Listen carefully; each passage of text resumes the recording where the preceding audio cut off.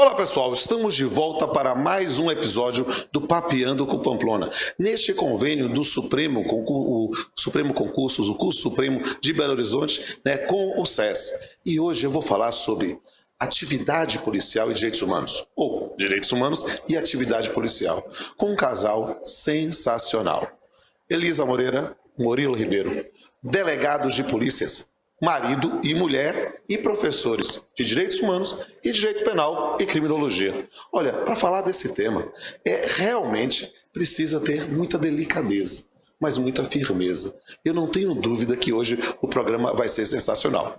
E Elisa e Murilo, sejam bem-vindos ao Papeando com Pamplona. Muito obrigada, Pamplona, vocês que estão aqui na audiência, na plateia, o Murilo sempre muito companheiro.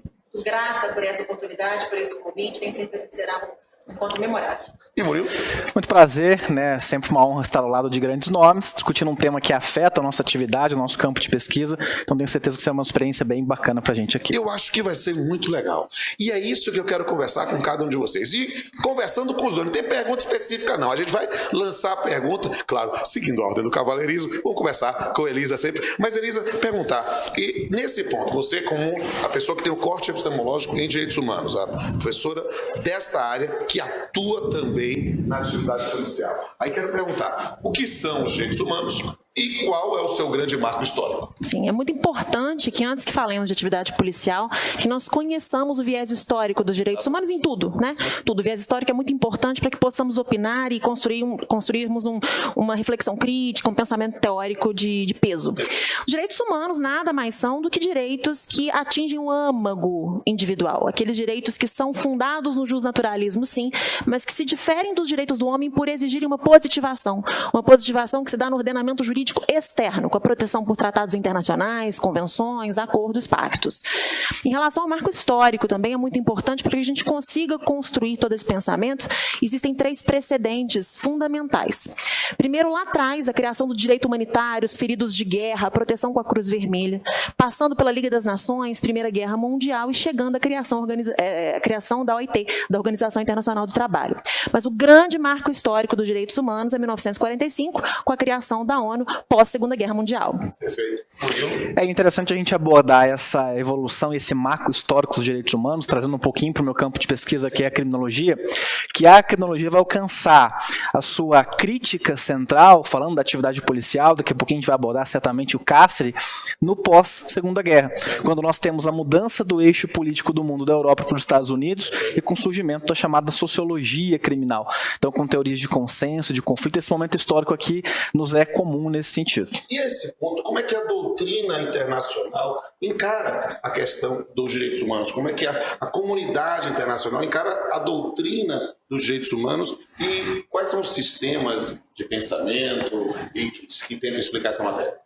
Existe sim uma contenda, há um debate ideológico clássico entre universalistas e relativistas, que hoje a doutrina já vem tentando desconstruir, tentando mitigá-lo. Como é que funciona esse pensamento desde lá de trás? Os universalistas, eles entendem os direitos humanos como fundados na dignidade humana, como valores universais, oponíveis a todos nós, independentemente de quaisquer condições. Então, orientação sexual, nacionalidade, questões relacionadas à raça, etnia, nada disso faria sentido, nada disso teria importância, porque os direitos humanos seriam inerentes à dignidade humana que é pertencente a todos nós. Já os relativistas dizem o seguinte, não, esses direitos eles devem ser observados de acordo com marcos sociais, com o que cada sociedade demanda, com aquilo que cada comunidade pede em determinado momento. Não por acaso, há pouquíssimo tempo, num contexto histórico muito recente, de forma absurda para nós, hoje, com todo o pensamento crítico, nós tínhamos determinados seres humanos que não eram considerados como tais, como na época da escravidão. E os relativistas trazem isso como uma ideia de dominação. Hoje a gente sabe que não assiste razão em entendermos de uma perspectiva radical universalista, nem de uma perspectiva relativista. O que deve haver é complementariedade, observando, sim, cada localidade, o multiculturalismo, os fatores multiculturais, mas sem deixarmos de nos prendermos ao princípio básico, que é a dignidade humana. Mas o que a gente pode pensar que não é somente a ideia. Lembra o Brasil como um dos últimos países do mundo a abolir a escravidão formal, mas até o final do século XX nós tínhamos não a escravidão, mas o apartheid. Sim, sim. Uma ideia específica que faz, talvez, ilustrar esse tema. Mas eu queria perguntar para vocês, porque isso é uma dúvida muito comum na graduação, estou ensinando já há 25 anos, e nesse ponto eu vejo que meus alunos têm muitas dificuldades na distinção entre direitos humanos e direitos fundamentais. Sim. Qual seria a distinção básica? Isso é interessante depois quando eu puxo lá para o meu campo do direito civil, e aí vou trabalhar os direitos da personalidade também, que é já numa outra vertente pensando no ser humano, nas relações civis, mas nesse ponto, direitos humanos e direitos fundamentais. Qual a diferença? Bom, a doutrina clássica ela faz uma divisão não apenas entre direitos humanos e fundamentais, como também direitos do homem. Sim. Os direitos do homem, como colocamos no primeiro questionamento que você fez, são aqueles direitos jusnaturais, pertencentes a todos nós, independentemente de quaisquer condições, como já falamos, mas que não exigem uma positivação. Não exigem que sejam colocados no ordenamento jurídico interno ou externo. Os direitos humanos, como também já dito, são positivados. São esses direitos, mas postos em uma ordem para que sim possam ser exigidos e exigíveis. E os direitos fundamentais, eles também demandam uma positivação, mas na ordem jurídica constitucional de cada Estado, na ordem jurídica interna. Então, por exemplo, o direito à vida, que é um direito sacrossanto, jus fundamental, jus natural, que independe de qualquer positivação para nós sabermos que ele existe. Mas nós temos a previsão do direito à vida, por exemplo, no artigo 5º da Constituição de 88. E aí tratamos como direito fundamental à vida. Essa é a forma técnica de falar sobre o direito à vida no artigo 5º.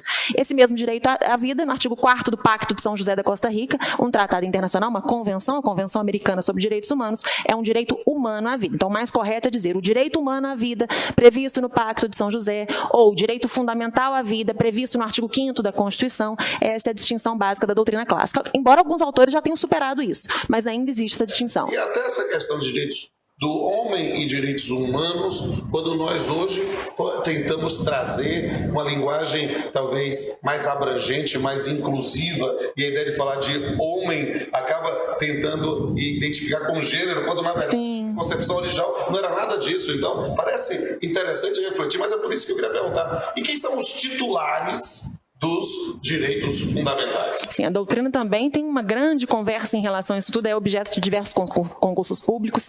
É importante que nós entendamos o seguinte: a nossa Constituição, no artigo 5º caput, coloca de forma clara que os brasileiros e os estrangeiros aqui residentes são titulares dos direitos fundamentais. Só que o STF já colocou também de forma ainda mais clara que não apenas os brasileiros residentes no país, os estrangeiros, residentes no país, como também aqueles estrangeiros que aqui estariam de passagem. Então, vamos supor, o John, cidadão inglês, está de férias no Brasil e por algum motivo, um turista, por algum motivo vê a sua liberdade de locomoção cerceada.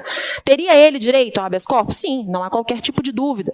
Mas esse mesmo John não poderia, por exemplo, fazer uso do quê? Da ação popular, porque a gente tem um requisito clássico fundamentado, sedimentado na nossa Constituição, que é o requisito do quê? De ser cidadão. A legitimidade da ação popular é do cidadão, e esse John não é um cidadão.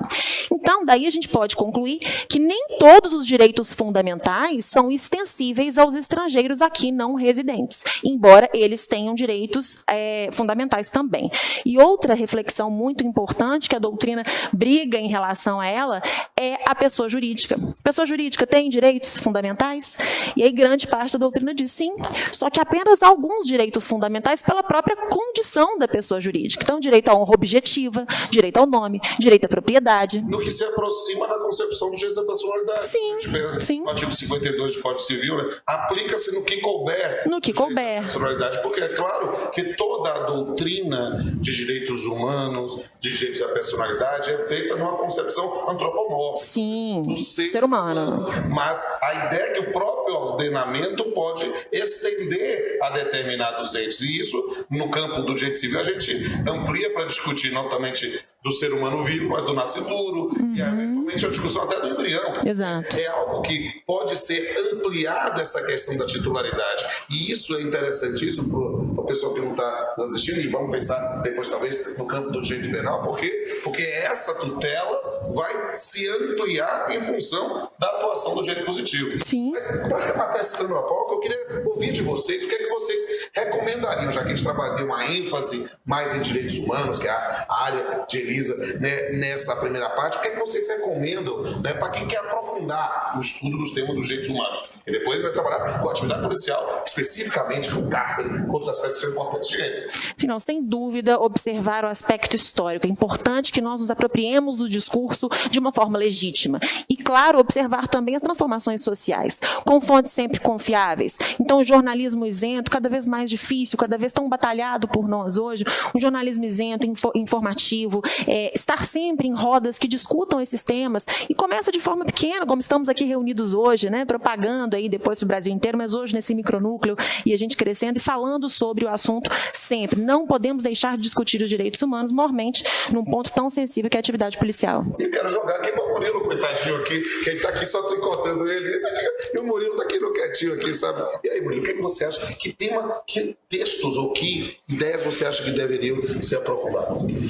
Olha, a dificuldade que nós temos hoje de compreensão, lidando aí com diversos alunos do Brasil inteiro, desde graduação até especialistas em concursos públicos, é de entrar no que Elisa falou, no campo histórico. Então, muitos deixam de lado a evolução histórica, querem a resposta pronta, em termos de modernidade líquida, isso é, né, a resposta pronta na hora, na lata, ainda que não seja mais aprofundada, e depois isso, a cobrança vem, né, tanto em direitos humanos, como em atividade policial, como em criminologia, essa evolução histórica, saber primeiro por que isso passou a ser discutido, de que ponto, o que as mudanças formais e substanciais lá atrás trouxeram de impacto aqui para frente. A gente falou, terminou a escravidão, mas não terminou o apartheid. Terminou a escravidão e o apartheid, mas não terminou talvez o apartheid velado, que nós vamos falar um pouquinho sobre atividade policial, de que forma que a polícia faz essa abordagem, ela é seletiva, ela não é. Então essa compreensão macro, histórica de tudo faz com que esse estudo seja muito mais produtivo e muito mais efetivo. Beleza. Gente, daqui a pouco a gente volta, porque tem uma plateia ávida para fazer alguns questionamentos para essa dupla dinâmica, esse casal. No meu tempo que sou coroa, era o casal 20, agora deve ser o casal 21 ou o casal do novo milênio. Daqui a pouco a gente volta. Olá, meu nome é Thaís e eu gostaria de saber por que é importante falar da aplicabilidade dos direitos humanos no contexto policial. Thaís, a relação entre atividade policial e direitos humanos é uma relação quase que umbilical, embora isso não seja tão percebido pelas pessoas. A noção da origem histórica dos direitos humanos guarda essa proteção de direitos e garantias fundamentais, tão bem resguardada e perseguida pela polícia durante a atividade policial. Então a polícia, essa atividade que está frente a frente, no calor, no sangue, na violência, na atividade, ela deve guardar imediata observação aos direitos humanos, e a compreensão histórica dos direitos humanos dá suporte teórico e depois prático para a própria atividade policial. Olá, meu nome é Paloma e eu gostaria de saber qual é a relação entre direitos humanos e criminologia. Paloma, a relação entre direitos humanos e criminologia guarda a relação com a proteção do ser humano. Os direitos humanos num aspecto mais global e a criminologia realizando um diagnóstico do fenômeno da criminalidade. Quando nós passamos pela criminologia a analisar delito, delinquente, vítima e controle social, nesse viés histórico, a formação dos direitos humanos enquanto panorama histórico guarda relação com a criminologia da sociologia. Então a criminologia passa nesse momento, no segundo período pós-guerra mundial, a enfrentar problemas relacionados ao desvio, a questionar, por exemplo, a atuação das agências de controle, a atuação da polícia, do judiciário, do Ministério Público, do sistema prisional. Então a compreensão entre direitos humanos e criminologia, principalmente nesse viés sociológico, é fundamental, principalmente considerando a atividade policial, o debate do nosso tema aqui. Olá, meu nome é Flávia. Eu gostaria de saber qual o estigma do cárcere e quais teorias criminológicas abordam o assunto. Flávia, o estigma do cárcere é analisado por diversas teorias criminológicas que vão explicar uma relação entre o preso, o apenado, aquele que cumpre a pena privativa de liberdade, e a sua explicação criminológica. Quando a gente analisa a população carcerária no Brasil, dados, por exemplo, do Ministério da Justiça de 2016, que apontam que 76% dos presos estão vinculados a apenas 3 bens jurídicos, saúde pública, patrimônio e vida, nós temos, pela criminologia, a constatação de uma construção social da população delinquente. Ora, se a gente analisa que o Brasil tutela quase 2.000, 2.500 bens jurídicos pelo direito penal e apenas 3 representam 76% da população carcerária, e a gente sabe que essa população carcerária é composta, em sua maioria, por pobres, negros, pessoas de baixa escolaridade, a criminologia vem explicar esse estigma do cárcere. dizendo, por exemplo, na teoria do Labeling Approach, que a reação social dada pelas agências de controle, polícia, Ministério Público, Judiciário, sistema prisional, acaba sendo essencial para que esse indivíduo volte a delinquir. E essa reação social dada ao criminoso, ela acaba sendo seletiva, discriminatória, estigmatizante. É só a gente pensar, por exemplo, quem são os verdadeiros atingidos pelo sistema de justiça criminal, qual é a força e qual é a legitimidade da sua atuação. Dentro ainda da criminologia, a gente pode analisar um viés mais crítico, mais radical, da própria criminologia crítica, que aí, de base marxista, vai culpar o modo de produção capitalista por essas desigualdades sociais, dizendo que, na verdade, o direito penal acaba funcionando como um regulador, como um pacificador de conflitos e sempre reforçando a desigualdade social baseada entre ricos e pobres. E Flávia, não deixe de ver o papiando sobre criminologia cultural com o professor Cristiano também, ó. Tá tudo no ar. Meu nome é Cristiane, eu gostaria de saber por que o conceito de direitos humanos é deturpado em relação à atividade policial. Cristiane, esse conceito deturpado se deve, em maior parte, pelo desconhecimento da população da própria concepção de direitos humanos. Quando a gente analisa, então, a atividade policial como uma atividade de Estado, de limitação de direitos e garantias fundamentais, essa atividade deve ser necessariamente baseada na proteção de direitos humanos. E quando a gente fala em direitos humanos e atividade policial, nós temos que centrar também essa atenção na figura do policial, e não só no destinatário.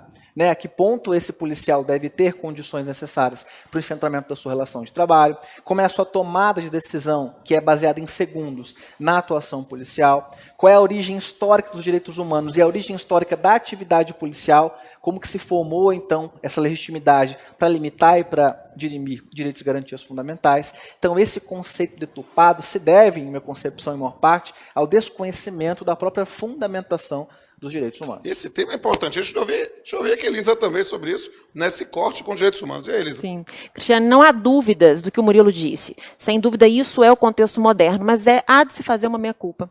Há de se observar um contexto prévio à Constituição de 88, um contexto de um cenário ditatorial, um contexto em que a imagem da polícia era muito ligada à truculência, à brutalidade, o que hoje não mais pode prosperar depois da nossa nova ordem constitucional.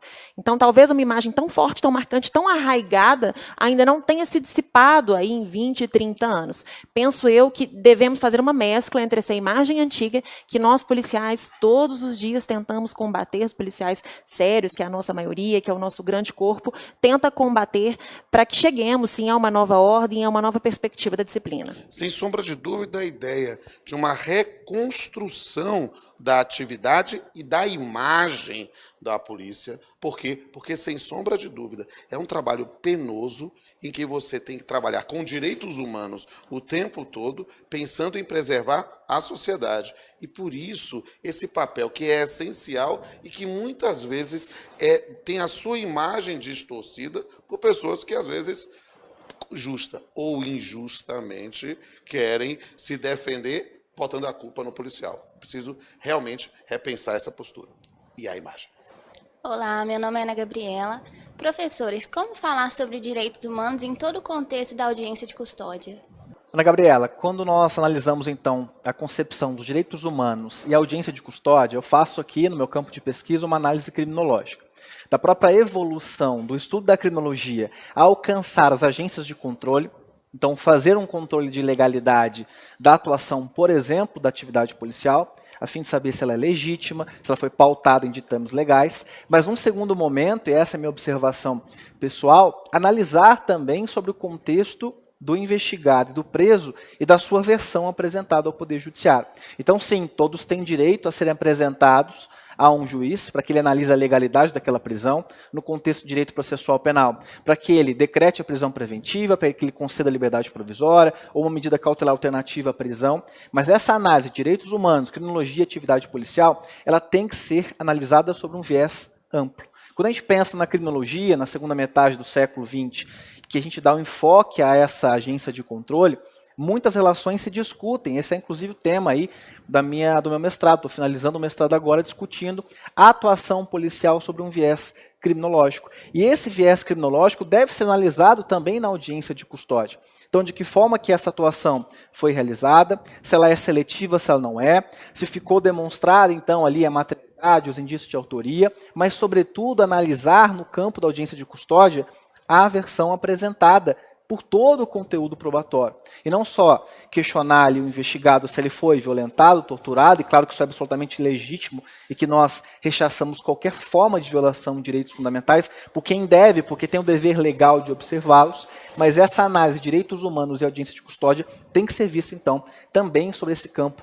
criminológico, para que o juiz não fique estanque naquela análise a uma circunstância de toda a dinâmica do crime, que é muito mais complexa do que isso. Elisa? Não, exato. Para complementar só, Ana Gabriela, a audiência de custódia, ela encontra-se em seu esteio no Pacto de São José da Costa Rica, ela busca lá o seu fundamento de validade, o seu ser, e veio de uma forma muito forte para o nosso ordenamento jurídico. É objeto, sim, de louros, mas também de muitas críticas.